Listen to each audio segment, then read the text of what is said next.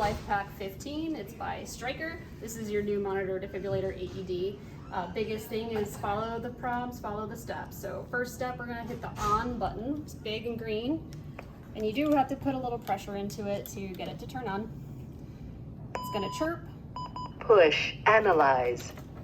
And it's gonna give you the Connect prompts of what electrodes. to do. So first thing you're gonna do is put your patient pads on. Push, analyze. You're gonna push analyze, just like the screen says. It is the analyze button over here that is blinking. Analyzing now. Stand clear. This is where you're not touching your patient, nobody's checking a pulse, nobody's breathing. No shock advised. Start CPR. Again, follow the prompts. It does start a metronome. It is timed for 1:45 because the new AHA guidelines state that we should be doing a defibrillator charge at 1:45 and a pulse check at 2 minutes so that we can 3, prevent that 2, delay. 1. Ventilate. If you don't like the metronome, Ventilate. you can turn it off by just hitting the CPR button. It does not stop your timer and it does not stop the AED function. It just stops that ticking. So if you have a rapid response show up or a physician coming to take over the code and they wanted to put into manual mode, all you have to do is hit energy select, brings it right out of AED mode into manual mode to the first appropriate joule dose. If they do their pulse check and they say, yep, charge the defibrillator, just hit charge. It brings it up to hold. So this can hold its charge for up to 60 seconds before it will dissipate the energy.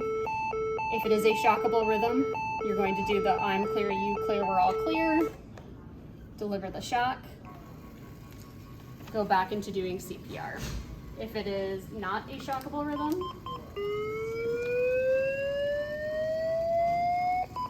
and they say dump the load, we don't need it, it's not a shockable rhythm, just come down to the speed dial, just push it in and it'll dissipate the energy.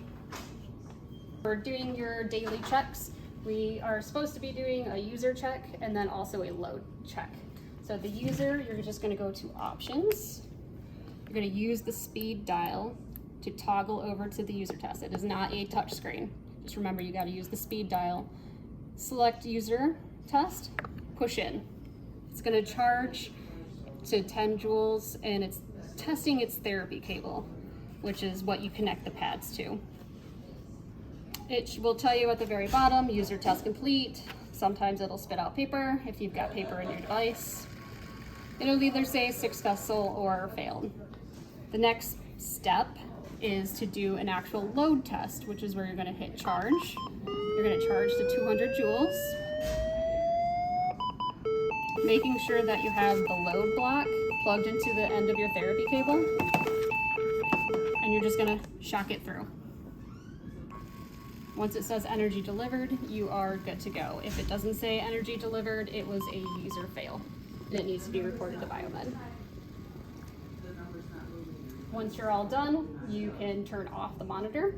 If you wanted to print your code summary, you can push the code summary, which timestamps everything from the moment the monitor is turned on and will timestamp your shocks delivered.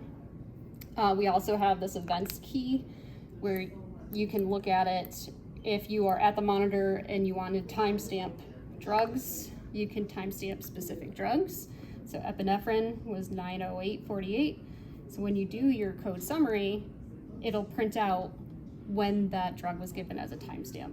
And there's other ones, there's amio, there's aspirin, there's calcium, code termination, IV access, intubation, vasopressin, all different things. There's also a generic one. If you just don't have an option, you can just hit generic and you'll have to just remember what you did in that generic event. It'll come across on the summary as a generic event. If you, for some reason, turned it off before getting that code summary, you're like, I want to get that information, right? Turn it on. Push. Go to options. Go to archives. And yes, you're going to be ending this monitoring session. You'll scroll to print. Go to patient, and you'll want to find the time that correlates with the event time when it started. Then you can just toggle to the right event and hit print, and it'll print out your code summary. So it prints out everything that's time-stamped plus rhythms so that you have an idea of what actually happened during that time.